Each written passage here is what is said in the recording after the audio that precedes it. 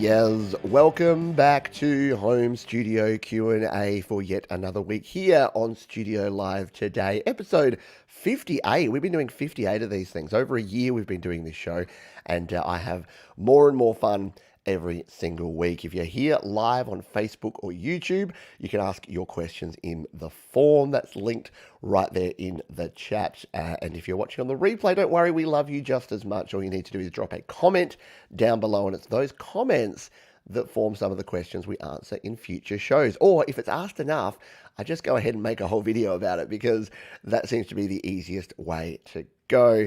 We do have a feature topic of the week, which we'll dive into in just a moment, and then we'll get straight into your questions. So any questions that you have, throw them in the form if you're here live, and we'll get to those. Topic of the week: should you use iOS or macOS to record your music, or something else?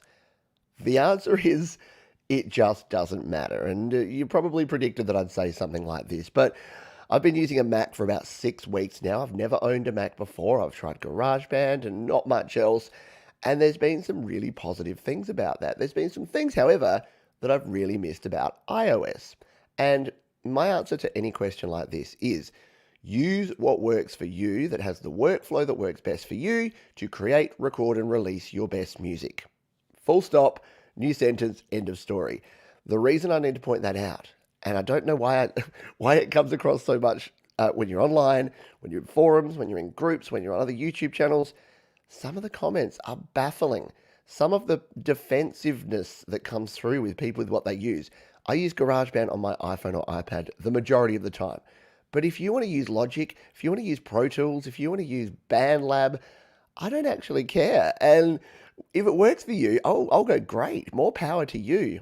I'm never going to tell someone to stop doing something that's working for them in order to do something that's not working or that may not work. Sure, you can try something new. I love trying new things, and I've been trying GarageBand on Mac for the last couple of weeks, and I've got some feedback on that. So let's jump in. I'm going to give you 5 and 5. I'm going to give you 5 reasons that the Mac has been great. So 5 things I've been loving about using the Mac, and then I'm going to give you 5 things that I've been missing about iOS. And that way you can make up your own mind. And yeah, qu'est-ce que à la dos, right? Why not use both? But yeah, to start with, Mac.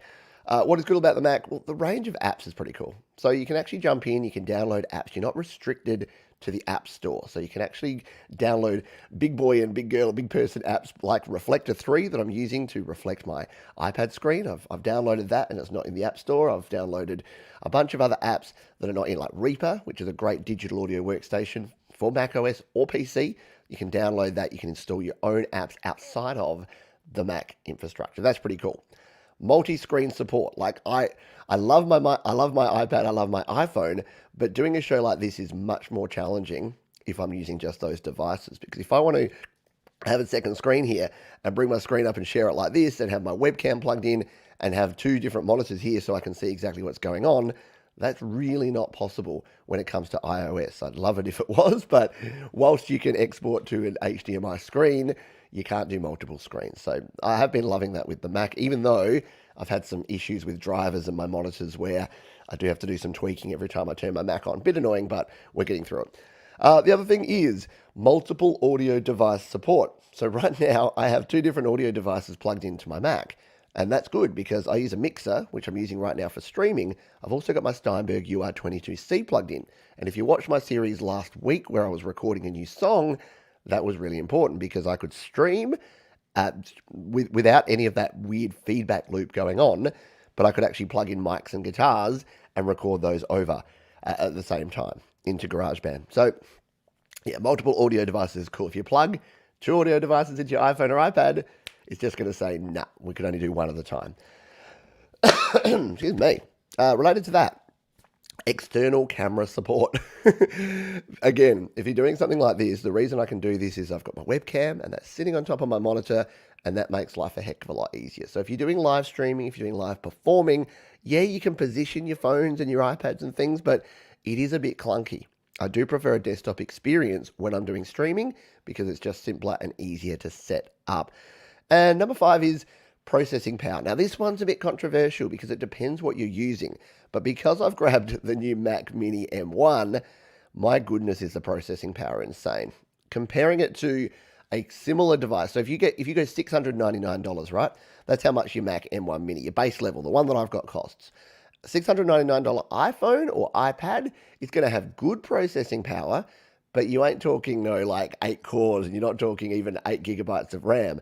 It's definitely scaled down from that. So whilst you get, again, really good performance from the A series chips that are in your iPhone and iPad, it's just not quite up there with the M series. If you're doing multitasking, if you're doing really in-depth stuff, like there was a video that came out when the M1s came out, where folks were putting like 1,000 plugins on in Logic. Now, you know and I know, if you go into iOS and you put 10 plugins on a project sometimes, you're going to start getting a little bit of lag, especially on an older device. So comparatively, if you're spending $700, you're probably going to get more power, more bang and performance for your buck from the Mac. That was not always the case. One generation ago, that was not the case at all. So it's only these M1 Macs that have really taken that leap ahead. All right, that's enough. That's enough Mac love and iOS bashing. What's good about iOS? Why am I still going to continue to reach for my phone and my iPad when it comes to creating and blinding people, apparently, by turning my camera and, my torch on? Turn off. There you go. Well, number one, the price of entry is pretty good. Even though I said, look, the Mac M1 is cheap, you can pick up an old iPhone 7 or iPhone 8 or an iPad Air 3 or even the brand new iPad, and they're pretty cost effective. Like, you're going to pick them up for a few $100, which you're not going to really get a quality Mac for a few $100. So I actually like the price of this. And not only that, but the price of the plugins and the apps. So if you look at the apps, I did say, it's great that you can install all these different apps, but you're paying $30, $40, $50, $100, $200 for those apps. The apps that you get and the plugins that you get on iOS are 4 to 5 times cheaper. And that's because of the old iOS store 99-cent kind of meta that we've had going on for a long time. It's just made iOS apps cheaper. So if you're looking to get into recording and producing, iOS can be good for that because you can get some good quality gear for not much price. Portability, it's obvious, but when I'm creating music, I can just take this with me on the go. I've recorded in GarageBand here in the studio with my nice setup on my iPad. I then just go, boom, save it to iCloud Drive. I pick up my iPhone. I tap download from iCloud Drive. I walk out the door and I'm mixing on the go. I get back to the studio. It's already saved in there. I open it back up on my iPad and we're good to go. So portability is definitely up there. The touchscreen, the amount of times that I've reached up to try to interface and interact with my Mac. Really don't know why Macs don't have touch screens. I think it would be especially the laptops. Like, where's the MacBook Air with a touch screen? It's at the point now where anyone under the age of about 20 is just going to assume that they can touch the screen. And my children, they do it all the time. They're like, if they can't tap it and it does something, they walk away, they give up. So touchscreen on your iDevice is definitely the way to go. I talked about price as well of the apps and the plugins, the price of the actual devices. I did mean to separate those out, but we've already talked about that, so that was number 4. And as much as I like the ability to install different things, the locked down ecosystem, I know that sounds negative, but the locked down ecosystem you get of the App Store and the way that it protects you, I guess, from yourself, that is really good. So the reason I recommend iPhones and iPads to folks who, especially if you're not that experienced in the technology side, is it's really hard to go wrong. Because the App Store has to approve the apps to go in there, and then you download and use those apps. In my experience, and I'm sure there's ways to mess things up, but in my experience, it's really difficult. I can have my children have iPads, and I know that they ain't installing some dodgy app. They are, because even dodgy apps get into the App Store, but they're not installing something that hasn't at least gone through the approval process at Apple. So there you go. That's my thoughts. What about you? What do you think about this? Do you use a Mac? Do you use iOS? Do you use both? What do you find the biggest pros, cons, and otherwise of both ecosystems? But remember, to summarize, it doesn't matter. It really doesn't matter. No one has listened to a song in the history of the world and said, I can tell exactly that song was created on an iOS device running GarageBand, unless they happen to notice and recognize Anders on drums. That's about it. But apart from that, no one's ever caring. The end listener doesn't give a crap about the platform that you use to record, and neither should you. If it works for you, if it helps your creative process, and it's good for your workflow, use it. Enough said? Enough said. All right, let's dive in and answer some of the questions that have come through here. today. Just a few comments on that. Ed Z says, I just got a new HP Evo with a touchscreen and I love it. I know. It's the Microsoft Surfaces, the HPs, Spectres and things, they're all really good because of the touchscreen. I like it. Gary Hub says, I might one day use iPhone to record and the Mac to do the production. Yeah, and that's totally cool as well. You can definitely do that. Yeah, you can use both. Asa says, I need one that doesn't have any sort of software control panel because most of those don't work with screen reading software. Yeah, and that's the other thing. It's like a bonus tip. iOS for vision impaired folks is apparently amazing. The screen recorder, the screen reader and voiceover function apparently works very, very well. Nice. And Ed Zed says, after I watched Dan Baker, I realized it would take me years to tap out my potential on an iPad. Yeah, and look, if you're using something else that's working for you, but yeah, don't compare yourself to Dan Baker. The man is a freak, and a freak in the best possible way. He's a super talented dude. If you haven't subscribed to Dan Baker, jump over, subscribe to Dan. Have a quick coffee break, and then we'll dive on in. Cody Walsh says, I love using iOS for songwriting. It puts the blinders on that allows me to focus on writing, then onto Logic, which allows me to edit with lightning speed. Great. That's a workflow that I know a lot of folks use, and if it works for you, brilliant. Go with it. Alrighty, let's jump over to the questions, shall we? Just need to find my other tab here. No, that's not it. I'm still getting slightly used to the Mac and where it puts everything here, but we'll get there. We'll get there in the end. It's just trial and error and practice. I got to take my own advice here. Practice makes perfect. You're just going to keep doing things until you improve. And then you'll be fine. A bit like the Christmas songs I'm trying to learn for today's happy hour. That should be fun. Let's take a look at the first questions that we have. And it is from our friend Ed Z. Ed Zielinski says, is it safe to assume, and we'll bring it over here, is it safe to assume that both XLR inputs on a 2-channel audio interface supply 48 volts simultaneously, or could it add noise, etc.? So it's an interesting one. Most interfaces these days, most consumer-grade interfaces, will supply 48 volts of phantom power to all inputs. So if I take into account the Samsung mix pad I'm using right now, the Zoom Live Track L8 over here, my Steinberg Ur12C, whether they've got 2 channels, 8 channels, or 12 channels, they supply 48 volts of phantom power to all of those. Now, in my experience, that doesn't cause problems. So I've never listened to a recording that I've made through those and not used. So say I'm plugging a microphone into port 1 and a guitar into input 2. Obviously the microphone, if it's a condenser mic, it'll need phantom power. It'll need 44 volts of phantom power, but the guitar won't. If the question is it bad to record through that second one with phantom power on? In my experience, I've never noticed a problem. Same with the dynamic microphone. If you've got a condenser in one, a dynamic in the other, I've never noticed. And I think the reason these manufacturers just go, you just put it all on across everything, is that it doesn't really matter. Now, if you're just recording something that doesn't need it, should you turn it off? Yeah, probably. Because, and there's rare examples of things like ribbon microphones, like really expensive ribbon microphones. If you push phantom power through those, then you can cause problems. You can damage the microphone. But with something like a Shure SM57 or 58 and AKG dynamic mic, the stuff that most folks use in the home studio, yeah, pushing phantom power through those isn't going to hurt it. Neither is pushing it through an instrument connection. So a guitar cable or a keyboard cable, you should be absolutely fine. So that's been my experience. Yeah, if others have similar experiences or do have advice or do think that it does generate noise, then let me know. But my experience has been that it does not. Next question here is from Rob Sheely. And he says, I'm mainly an iPad user, but dabble on the Mac. Yep, welcome. Definitely what I'm doing now. I haven't been able to find similar features like chords or autoplay or the piano. Do they exist on the piano?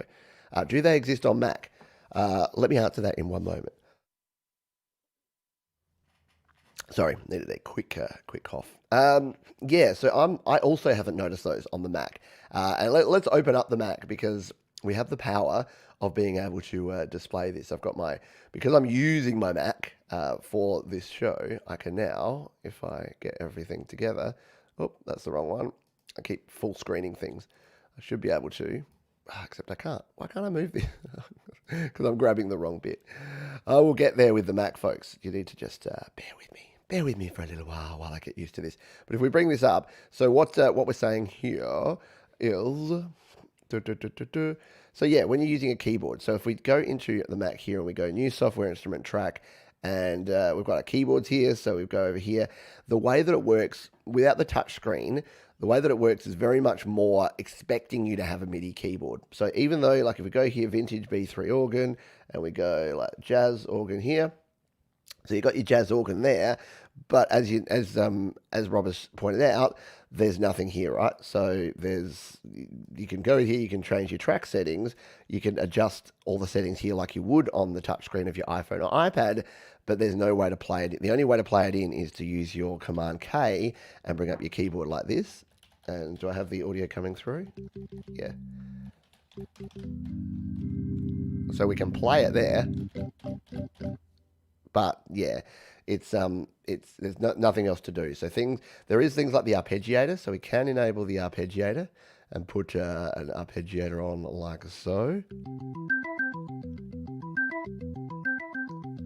So we do have that, but to the best of my knowledge, and again, I'm kind of just hacking my way around here, someone can correct me if I'm wrong, to the best of my knowledge, we don't have any ability in here to actually add in, like to use the autoplay or to use it, and maybe that's that's number 6 for iOS, is that, yeah, you have more of those tools. You do, of course, have your loops, so you can use loops to bring in different sounds, but yeah, from the Mac perspective, as far as I know, there's nothing like that. Always more than happy to be corrected if I am wrong.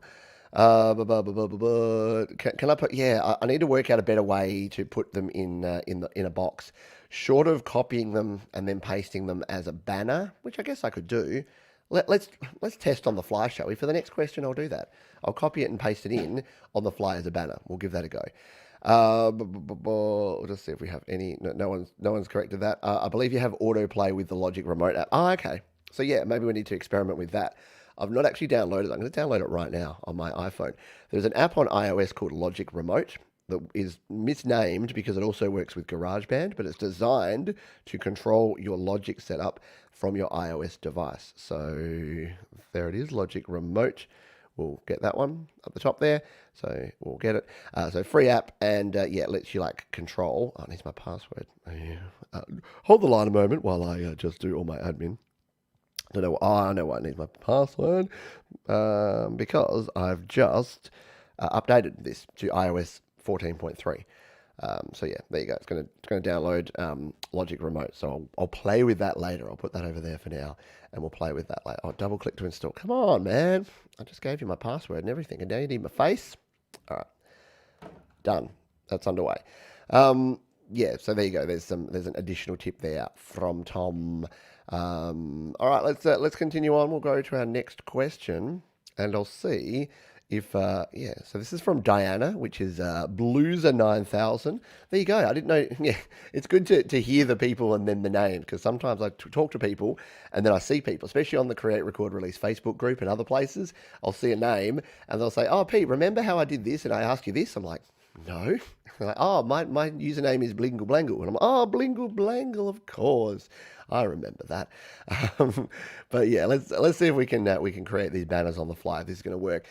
So, can you exchange GarageBand files between GB on iPad and GB on the Mac? I'm glad you asked, Diana, because I've just been experimenting with this and I can show you the results. In fact, let's show you the results. Let's do this in real time because it'll be interesting to see. So here is GarageBand on the Mac, and what we can do. So we can export this. We can go to here to share, and you're probably getting pretty excited here because on the Mac, we've got share project to GarageBand for iOS. You're like, yeah, bring it. We can actually share it to iOS. Here's the problem. It shares it as a single stereo wave file. Still in an iOS project, but it mixes and renders everything down to a single stereo file. So let's do this and show you what it looks like. This project was previously shared. Do you want to share it again? Sure. See, I've obviously been playing around with this.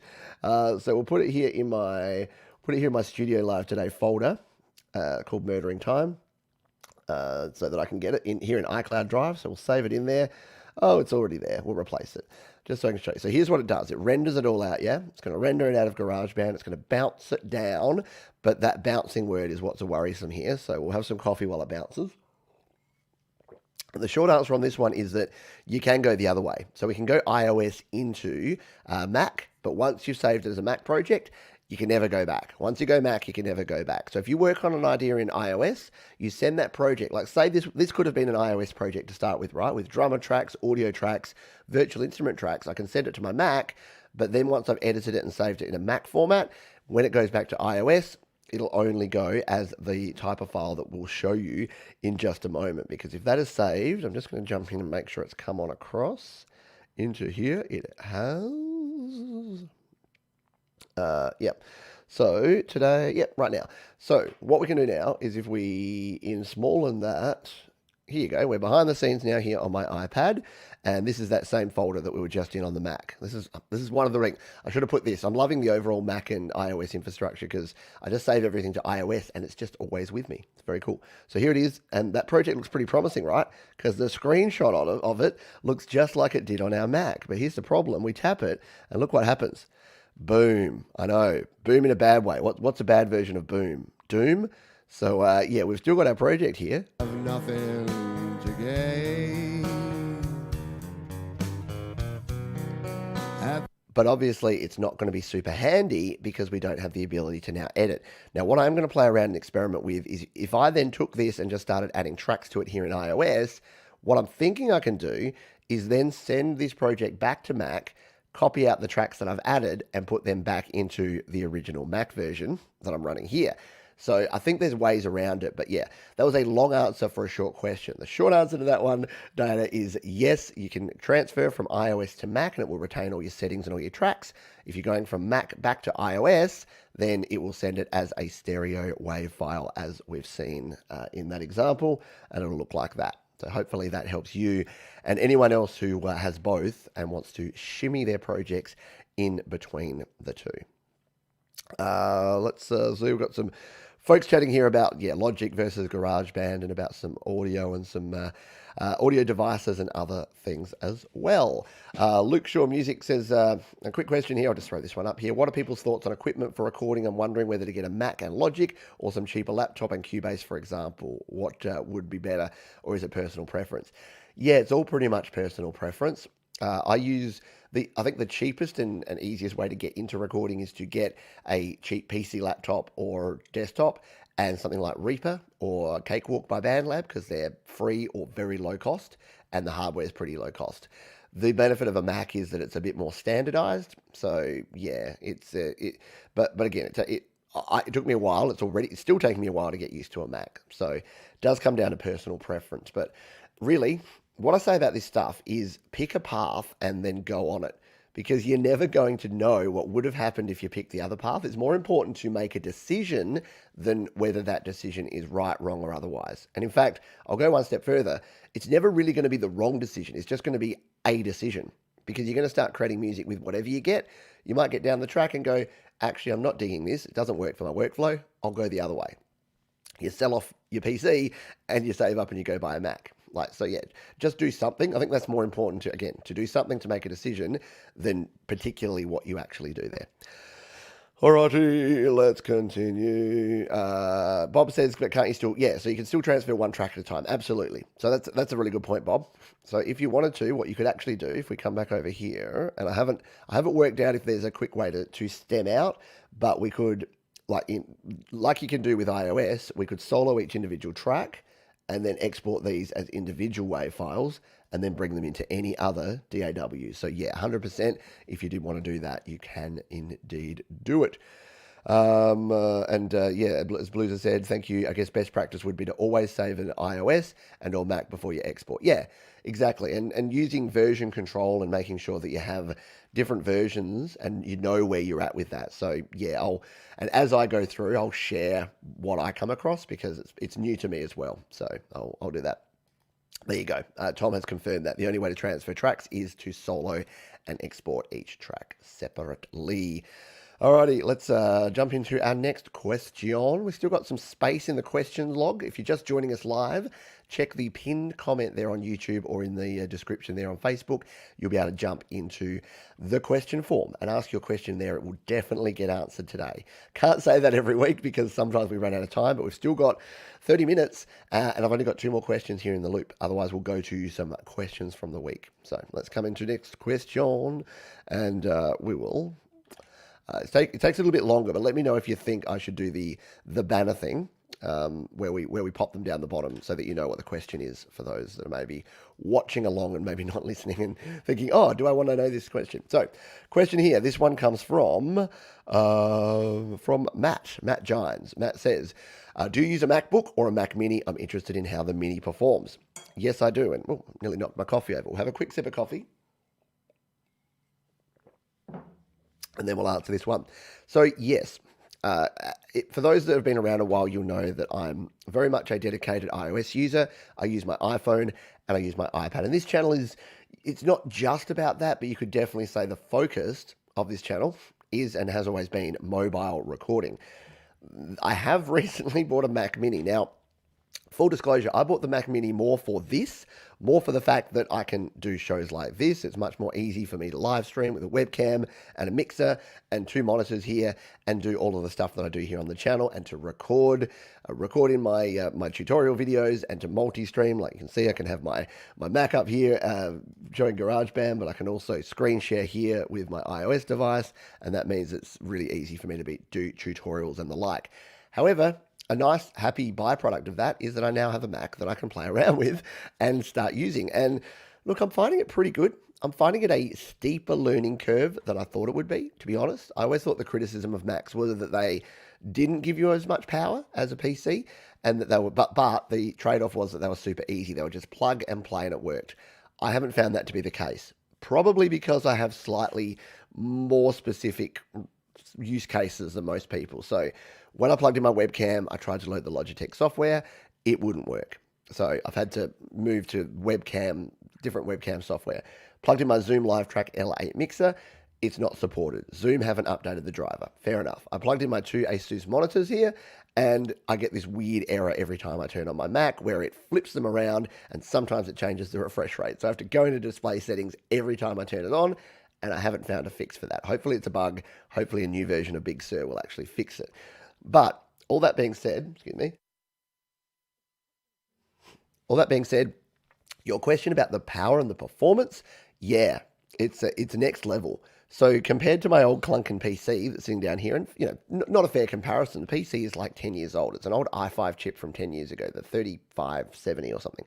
So it's a really, really old, but it's got 16 gigabytes of RAM. It still ticks along okay.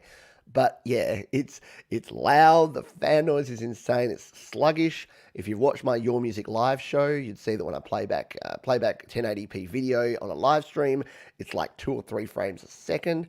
It really just wasn't sustainable. Something like this, the Mac M1 Mini, it just eats all that up. And this is the base model, right? This is a $699. I paid $10.99 here in Australia. And yeah, it just eats all of that stuff for breakfast because it's just all on the chip. Even though it's only got 8 gigabytes of RAM, even though it's like a low-end, low-power, low-consumption chip, because of the way that it's been designed for everything to work together, there's just no bottlenecks. Everything just moves from one thing to the other, and it just gives you the, I'm going to say it, buttery smooth operation. So I can have, at the moment, I can have my reflector running with my iPad. I can have GarageBand running. I don't have to think about it. And that's what I want technology to do. I want it to get out of my way and not make me think, what can I do? I want it to just go, yeah, you throw whatever you want at me, Pete. I'm going to eat it up, and you just focus on creating and doing what you're doing. So yeah, short answer to that one is yes, I'm using the Mac Mini and I am enjoying it, and I'm pleasantly surprised with how much I'm enjoying it, but I'm also quite surprised at how frustrating it's been to get some of these things set up. I thought it would be easier to set up. So that's my plus and also my caveat for the Mac Mini there. Hopefully that helped you out. Evening to those that have jumped in. Hello to Kev, who's just jumped in. We've got any other questions? No. Cool. Yeah. And as Bob says, if you want to help me out, hit the thumbs up button. Absolutely. Asa, I'll answer this question over here in the chat, Asa, because, I know it's going to be difficult for you to get to the Google form, my friend. That's the one thing. It's not great for accessibility having the Google form. It does help me out, and it means that I can get to the questions, but we'll still answer a few questions here. What's a good option for an audio interface that works both on the computer and the iPhone for a low price? This is a great question, and I do get asked this question quite frequently. So my recommendation here, so it depends. It depends whether your priority is quality or is your priority the ease of use. So if ease of use is what you're looking for, in fact, let's come over here. So if we go to my gear guide, this is at studiolivetoday.com/gear. That's not it. Where are we? Gear, Studio Gear Guide. I think I know my way around my own website a little bit better. So we're here on my Studio Gear Guide. So here's my current setup. So you'll notice here that I've got a few different interfaces. Oh dear. I obviously haven't gone to this page from this Mac because it's bringing up it's asking me to join and accept the cookies and do all that thing and join my mailing list. Do join the mailing list, by the way. If you want to find out what's happening here on the channel, studiolivetoday.com/email will be the place to go to get on the mailing list. So we'll go down here to audio interfaces. So my recommendation, if someone just wants something they can use on every device, it's plug and play, but it's still high quality, the iRig Pro IO is what I recommend every day and twice on Sunday. We can click it. It'll open in a new window. So here it is. It's the IK Multimedia iRig Pro IO USB audio interface for iOS, Android, Mac, and PC. Why is this thing so good? It has a microphone input with 48 volts of phantom power. It can accept an instrument input, so you can play your guitars, your keyboards, any other audio source through there. Just accept these cookies. It has Midi as well. So you can see here, you can connect up over here on the side. It's got Midi in and out as well. And there's your 48 volt of phantom power. There's your combo jack. It has a headphone output. It's all powered by your iPhone or iPad, but it also has the option for DC, so you can power it if you're doing long sessions. You can power it via a separate adapter, and you can buy those, like a generic one, or get the specific one. It is just the best all-rounder. If someone says to me, Pete, I don't want to faff about with connectors, with adapters, with anything else, what do I get? It's this, because here's the big selling point. It comes with both your MIDI cables there, but out of the box, you get a Lightning adapter and a USB adapter. So this will work for your current generation of Lightning-based iPhones and iPads, but it's also got that USB-A adapter, meaning you can plug it in too. I could use it in my Mac Mini. I can use it in my PC. I can use it in my iPhone, my iPad Pro with an adapter to USB-C. So it's just the most universal and versatile device. I know Gary Hubbs, who's here in the chat, he's just picked up the Duo model. So this one's $149. For $199, you can pick up the Duo model, which just has a second input. So if you want to, and second input and also balanced TRS outputs. So if you want the flexibility of having two inputs, the iRig Pro Duo, but the iRig Pro IO is definitely the way to go. If you want to get into entry level and you don't mind having the different adapters, so I would go with something like the Steinberg Ur12 or Ur22. Here's the Ur12. It's a little bit cheaper, as you can see, $109 instead of $149. But the difference is, if you're using this with your iPhone or iPad, you'll also need a Lightning to USB 3 adapter, which come in at around, I think, $39. So you'll need that. So that's $109.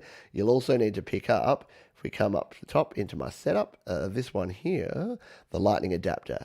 Apple Lightning to USB 3 adapter, which is $39. So you can see that by the time, and that's the reason why I recommend the iRig, is that by the time you grab yourself the audio interface for $100, even if you get a cheaper Behringer or Presonus one, you still need if you're using it with an iPhone or iPad, you still need the Lightning to USB 3 adapter. Otherwise, you're going to run into problems connecting it up to your mobile device. So there you go. Hopefully that helps you out, Asa. I would always lean towards that. And working with IK Multimedia recently with the Mixbox stuff, they are actually a really good company. So I hadn't worked with them before. I bought all my IK stuff, so the iRig Pro IO that I use is paid for by me. So it's the reviews that I've done on it are all 100% independent. But yeah, if you search my name, Pete Johns and iRig, you'll come across, I think I've done 4 videos where I record guitar, I record keyboards, I show you how to use the iRig Pro IO. It's a good little device. Quick bit of coffee, and then we'll continue on. Yeah, Gary Hub says Santa is bringing me the duo. Really excited. Absolutely. Gino's got a question. With DistroKid money, I'm going to buy drumsticks. Love it. Gino says, iRig Pro, why the MIDI connections look like 1/8 inch plugs? P.S. I don't use a lot of MIDI. I just hook up my old Yamaha keyboard into GB with an old school cord. Yeah, really good question, Gino. And thanks for raising it. Yeah, so the reason that they look different, we'll just jump back over here to this. The reason is that I guess one of the downsides is that the iRig uses a proprietary format.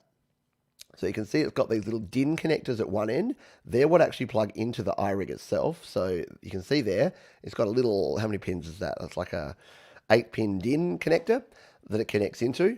And you get these cables, which are an 8-pin DIN to all the different things. So these are actually a 2.5 mil. So what does that make it? Like a 1/10 inch? They're a really weird connection, a 2.5 mil to regular MIDI. So if you plug it into your MIDI keyboard, it works just like regular MIDI, but instead of having MIDI at both ends, the end that goes into the iRig is these little 2.5 mil plugs. It's not perfect, but it's just because it's such a small form factor, it couldn't fit those big chunky 5-pin DIN connectors that MIDI has on there. So they've made these little ones. Still just does exactly the same thing, sends the same data. It's just those proprietary. So the thing with this is, do not lose these cables. These cables are super hard to find. So if you get an iRig Pro, Gary, don't lose your cables, mate. Put them out the back in your shed next to Jay's lawnmower, and that way they'll never go astray and you won't lose your stuff. Daniel, got a quick question. What do you think of recording and monitoring with TRRS cable on a mobile device? Yeah, so I always recommend, if you can go digital, go digital. Use something that plugs into your Lightning port or your USB port.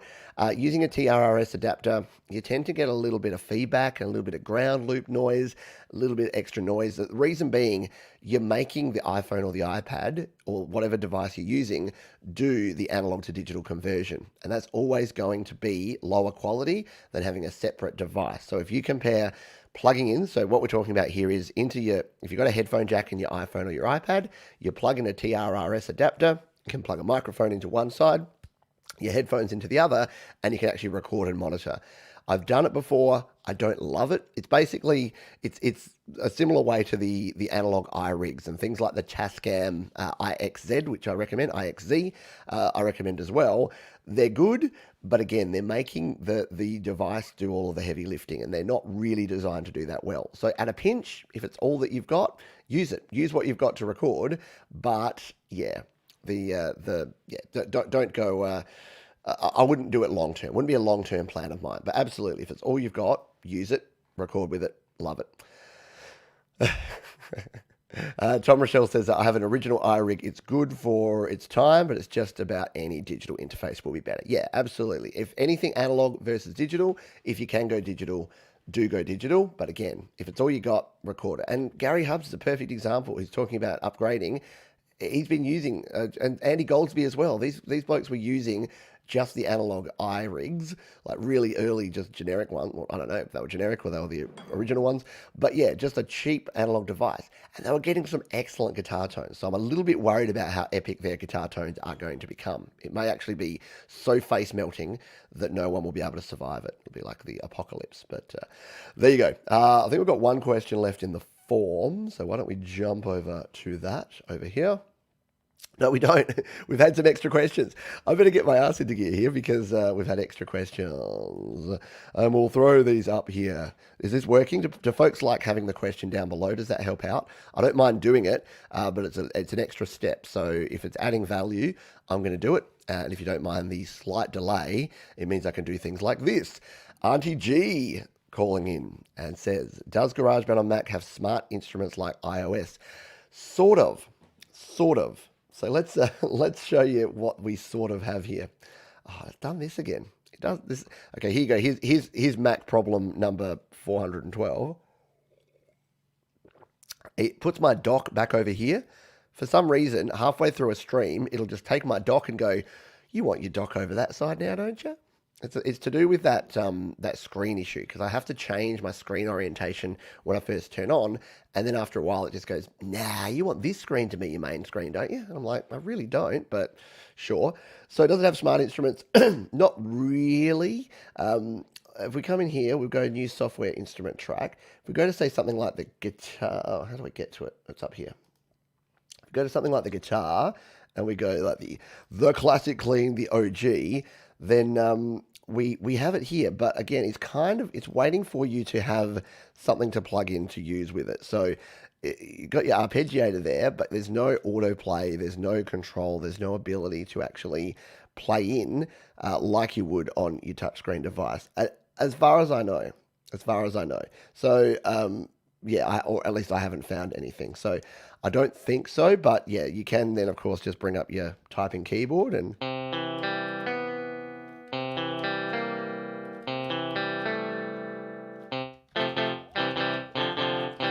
play.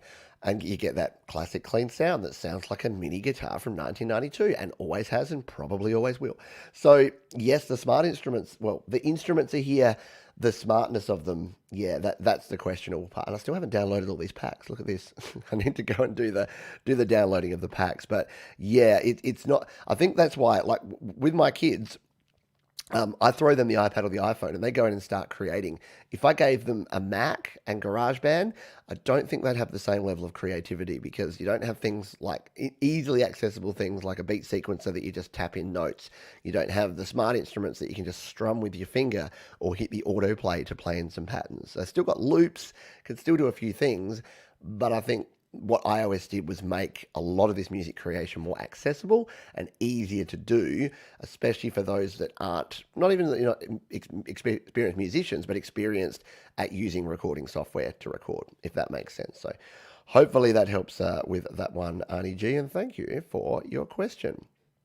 Let's jump to the next one. I'll just come and find it. I'm still. Again, I apologize, and I apologize for apologizing. I'll stop actually saying sorry, but I'm just, especially because it keeps moving my dock. There it is. I now can't even find the question setting. Sean Watkins has a question here, and I'm going to do the same thing here again. Yeah, let me know if you like the banners. Otherwise, I'll stop doing them because they do take a little extra time, but not too much. So, question here from Sean Watkins. What is the best way to upgrade or add memory to your iPad for recording? I have the 256GB iPad Air Gen 3. I anticipate recording a lot. Yeah, so let's talk about storage in iOS and what you can and can't do. Short answer, you can't upgrade your storage. Now, I don't want that to be a super negative answer, but it kind of is because there is currently no way. So if we come over here, there's currently no way. Here's my iPad. It's a 512GB iPad Pro, which I'm very happy with because I use a lot of stuff. Like I use this for video, for audio, for everything. It's my whole world is in this little iPad Pro. So I'm 512. 256 is good. 256 is about the sweet spot right now. That's what I have on my iPhone, and I use this for a lot of stuff as well. So don't worry too much about 256. 128. You can get away with if you use a few of the techniques that I'll talk about here. So number one that you may want to consider, and I know it's a cost, this is a costing one. Number one you may want to consider is updating or upgrading your iCloud storage. So you get by default, I forgot, it's not much. Is it 50 gigabytes or 100 gigabytes? You get about 50 gigabytes, I think, by default with an Apple account. That's enough to store some projects, but the problem is if you've got devices and you want to back up your device to iCloud, which I strongly recommend, then you're going to need more than that. So there's two ways to upgrade, two levels. You've got 200 gigabytes, which I think is about, US dollars about $5 a month. And then you've got 2 terabytes, which is, I think, $10 US a month. I pay $14.99 here in Australia for 2 terabytes of iCloud storage. Now, yeah, $15 a month is no chump change, but think about what you get for that. You get the ability to back up and have a ubiquitous backup of all your devices. So if you're running an iPhone and an iPad, or like my household, too many devices, and so we're too ashamed to say, but everyone in my house pretty much has an iPhone and an iPad, or both, one or the other or both, then you can back all of those up. All your family's iPads and iPhones are backed up to the cloud, means anything gets happened, anything crashes, anything gets lost, you can restore those from your iCloud backup. Then you get 2 terabytes of storage. So every GarageBand project that you have, If you're not using it, it'll offload it. It'll put it into iCloud storage. You can zip up your projects and put them into your iCloud storage and save them there instead. That's your costed version. Other ways you can use external storage. So I've got videos here on the channel about how to use the Lightning to USB 3 adapter to actually connect up a USB drive. If you're running iOS 13 or 14, you can do that really easily and then just copy over anything you don't want to a backup drive and then free up some space. You can use things like Audio Share. Audio Share has a Wi-Fi drive function, which allows you to transfer from your iPhone or iPad to a Mac or a PC or any other device running a browser. That's super duper handy. And there's also things like Google Drive and Dropbox. So if you're running out of space, zip up a bunch of projects into an old archive, like 2020 archive, and then just upload that to Dropbox or to Google Drive and leave it there, delete it from your iPad, and you got space. So hopefully that gives you some suggestions. You can't update it because Apple don't let you put an SD card in these things. They don't let you add any storage, but that's a few options that you have if you do want to get yourself some space. Tom Rochelle says, I have a 1 terabyte external drive and set it to offload unused apps. As soon as I get into video editing with LumaFusion, it filled up quick. 100%. Yeah. I hear you. Yeah, and 32. Look, we've got 32 gigabyte iPads in my family as well as 64 gigs, and you run out of space. You run out of space quick, as Tom Rochelle says here. Yeah, 64 gigabytes. You do run out of space pretty quick. Alrighty, let's go to the last couple. I think we've got a couple more here. If I click on the right button, it'll take me to the form. No, that's not the form. It's this one. There we go. Oh, I knew that would happen. I'm like, we've got time to answer a bunch of questions. And now we've got a heap more questions. But that's all right. We'll get through as many of these as we can. This is from ZT or ZT. And we'll pop the question here in the chat and go, boom. Yeah, it does take a bit longer to do this, doesn't it? Have you ever tried or thought of trying Logic Pro X on Mac? Yes, I have tried. I haven't tried it. I haven't done it yet. So I know I've got a 90-day window. I need to get my head around GarageBand first. So I'm spending the next few weeks getting to know GarageBand on Mac. Just, again, I don't plan on using it. I know a lot of folks have freaked out. They're like, Pete, you're abandoning us. I'm like, no, I don't plan to use GarageBand on Mac for all of my production, but I do want to know how to use it because I get questions about it. And I don't want to, poor Patrick, I bombard him. I'm saying, every time I get a question about Mac, I'm like, go ask Patrick. And he's like, curses, Johns. But yeah, I just want to be able to know the basics of how to do things. And look, it may turn into tutorials because as I learn things, like I think some of the best tutorials are someone who doesn't know stuff, learning how to do it and then sharing it. Because I don't know what I don't know yet, but as I learn it, I'll probably share it. Like the whole iOS to Mac thing, I think I'll make a video about that and my experience because a lot of people ask me about it and it'll be handy to have a video. So haven't tried it yet. Will I be trying it? I will, especially as there is a free 90-day trial, which I plan on checking out in the future. Next question we have here is from Miro. Miro, how are you? I hope you are well. Question here is, how can I connect Native Instruments KK-A49 to Focusrite Scarlet 6i8 MIDI connector? Well, that's very specific. So the Focusrite Scarlet 6i8 has a 5-pin DIN MIDI in and out on the back. So similar to the Steinberg Ur12C that I use. So you should be able to connect the outs and the ins on your keyboard. So I'm not familiar with the Native Instruments KK-A49, but I'm assuming if it's got the standard MIDI in and out, then you can use those.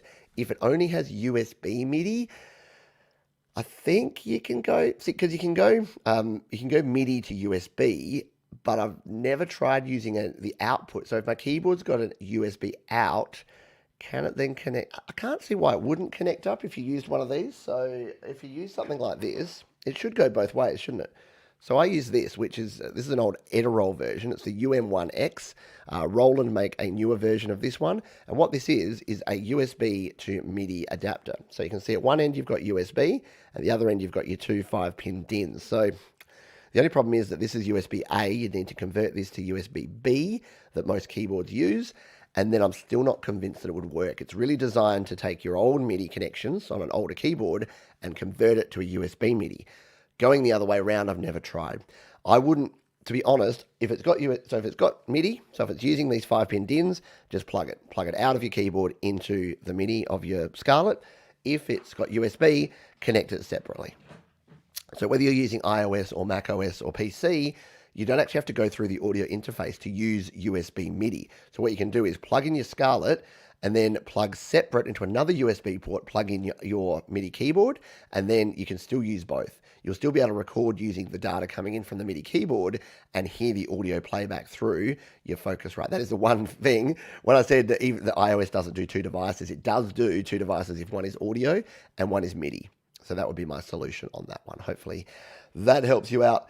The final question. It's the final question, and I'm turning off the form. So no more responses may come in until next week, of course, when we will do the show again. And if you are getting some value, if you're having fun here today, hitting the thumbs up is a thing that you can do. It makes me happy. You know where it makes me feel warm, right? It makes me feel warm right down in the cockles. Maybe below the cockles. Maybe in the sub-cockles. Anyway. So, does GarageBand, here's a question, and this is from... This is from Jonathan. Jonathan Rook has a question here. Does GarageBand have an option to detune an instrument, say a keyboard, by a selected amount, say a certain amount of cents, say 50? Sort of. So it does. It has a plugin, and I'll demo this. I'm pretty sure the same plugin is on Mac, but because I'm more familiar on iOS, I'm going to use iOS. So when I say sort of, there is a plugin that we can use here that will do this, and this is for free. There's paid plugins that are, what you're looking for is pitch shifting, yeah? So you need a pitch shifting plugin. There's some paid pitch shifting plugins. I think Jade Star's covered some of these before. Maybe jump. In fact, everyone jump over to Jade Star's show straight after this one. She's doing a special weekend edition of How to App. I think that's right, Jade. Please correct me if I'm wrong. But yeah, so Jade will be up next, and maybe ask her over there, because I think she's done some vocal recording apps that allow you to do some pitch shifting. But here for free in GarageBand, if we go into plugins and EQ, and we edit and we add the one you're looking for over here. Oh, no, it's in here. No, it's not. It's in audio unit. So if we scroll to the bottom here, it is called AU pitch shift. Is that AU new pitch?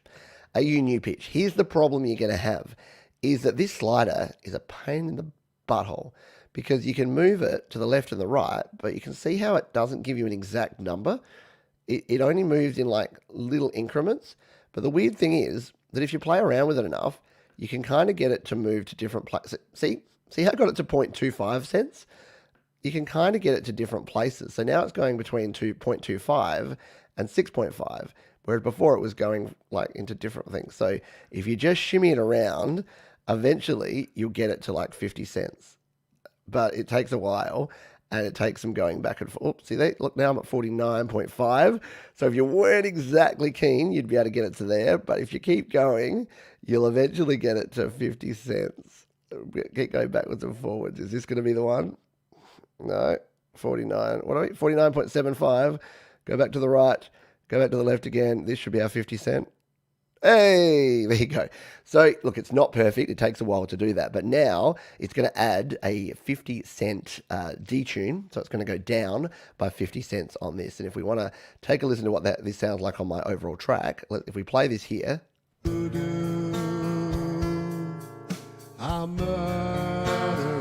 Turn it off. Back on. Back on. Yeah. So the challenge is, though, like most pitch correction plugins, it does add some artifacts. So you will need to play around with that, play around with the overlap, and just sort of get it sounding the best it can. But yeah, and Jade's saying she's having trouble posting links. Yeah, I don't know why that's happening. Sorry about that. But yeah, maybe just go over to her channel and ask. Go to her show coming up next, which is what is coming up next. So yeah, I'm assuming, Jade, if I got that right, I'm sure I read that you're doing a how-to app. But go to Jade's channel anyway and check it out.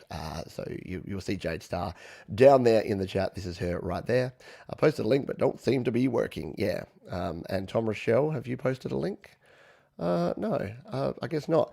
I apologize. There's something wrong with link posting here. It's probably my YouTube settings. I do apologize. But yeah, go to Jade Star's channel and yeah, that should be good.